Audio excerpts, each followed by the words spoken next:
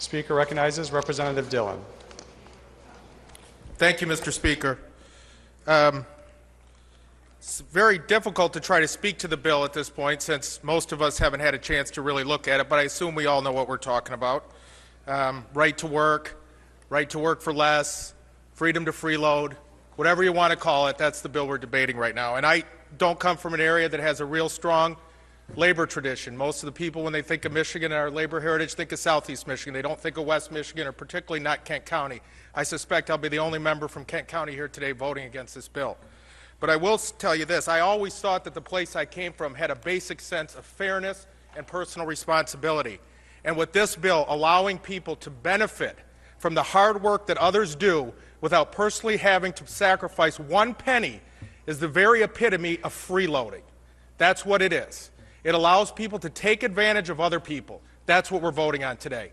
For instance, why can't I go into Cascade Country Club, where the prime mover of this legislation, Mr. DeVos from Amway, has a membership, and ask to be treated in the same way? That's exactly what we're talking about today. Freedom to freeload, to free ride. And it's particularly unfortunate that a bill that probably has the highest public policy impact of any that we've debated here, and in the last 50 years, the other side didn't have the common courtesy or the guts to allow the public to hear what they were doing.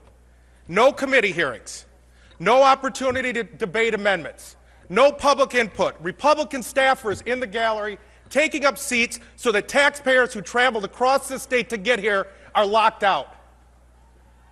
I heard one of our colleagues talk about the great transparency we have in this chamber since the latest leadership has come in. This is transparency?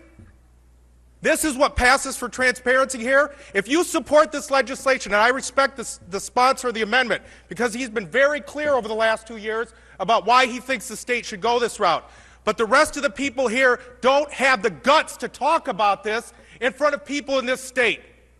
That's shameful. That's not democracy.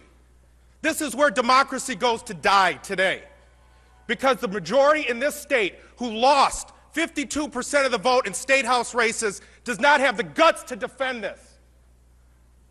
I haven't heard one person demand that we have a committee hearing on this. This was announced today by the governor that this was going through with an appropriation.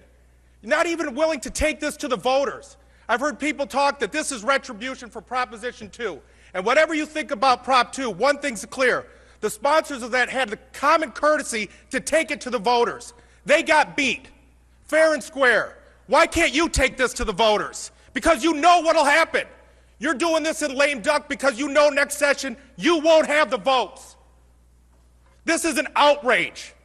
And anybody in this chamber who is willing to vote for a bill that changes the precedent in this state of such consequence without even allowing us to offer a real amendment does not deserve to be here.